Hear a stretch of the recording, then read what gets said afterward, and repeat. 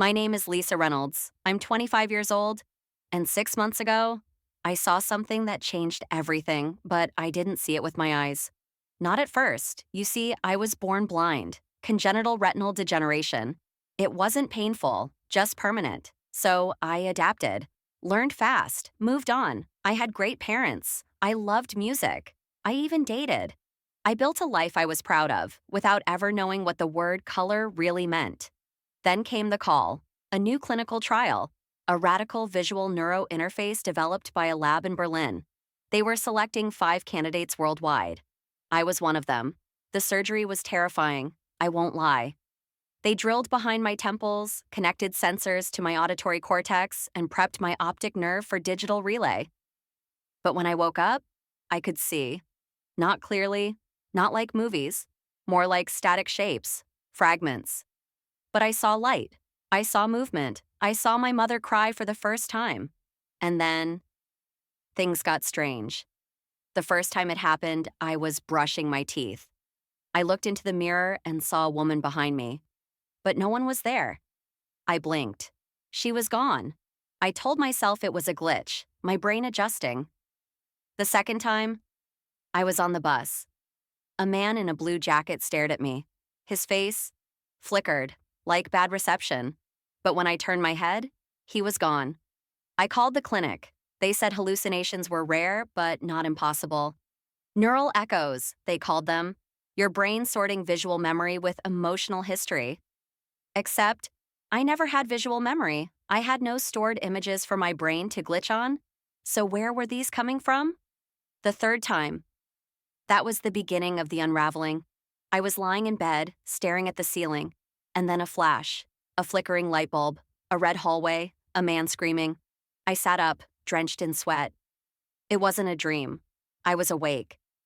And for 2 seconds, I was somewhere else. After that, it started happening every night. Only the flashes became scenes, a girl crying in a closet, a heavy wooden door slamming shut, a man's voice whispering, "You'll forget this. I'll make sure you do." I recorded one of the episodes, played it back. There was nothing, no visuals, just my panicked breathing. But I saw it. I knew I did. I tried to go back to normal. I went to my part-time job at the music store, hung out with my best friend, Jamie, smiled through the fear, but then I saw him. It was a Tuesday, rainy, quiet. I stepped into a coffee shop to dry off, and that's when I saw the man from the flashes. Same coat, same voice. He walked past me like I didn't exist. But I followed him. He turned down an alley and vanished. That night I called Jamie and broke down. I told her everything, the flickers, the dreams, the man, the voice. And for a long time, she was silent. Then she said something that chilled me. "Lisa, you weren't always blind."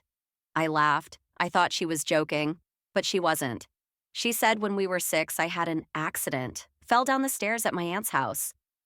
I hit my head. After that, I couldn't see. But I remembered being blind my whole life. Jamie swore up and down. She even said there was a news article, a family tragedy. Girl loses sight after home invasion.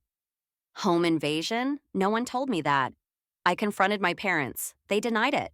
So I searched every database I could find. And there it was. 6-year-old girl loses eyesight after witnessing violent home attack. The name was redacted, but the house address? My aunt's. The same hallway I'd seen in the flashes. And the man? He wasn't random. He was my uncle. The article didn't name him. He was never charged, just questioned. I had blocked it all out. The red hallway, my aunt's rug, the flickering bulb, the kitchen light, the whisper, his voice. "You'll forget this. I'll make sure you do." He made sure.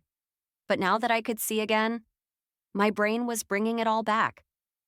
I called Jamie again, told her everything, and she said the words I'll never forget. "Lisa, he's not dead. He's still out there." I checked the old address. Empty. No trace of him anywhere. Until the letters started. Plain envelopes. No return address. Inside? "You remember now, so you know what happens next." I called the police. They said it was vague, not actionable, but I knew it was real. One night, I saw a man standing across the street from my apartment, long coat, flickering, just like the early visions. I blinked. He was gone. Or maybe he never was. I don't know what's real anymore. I don't know if these memories are mine or something forced back into me.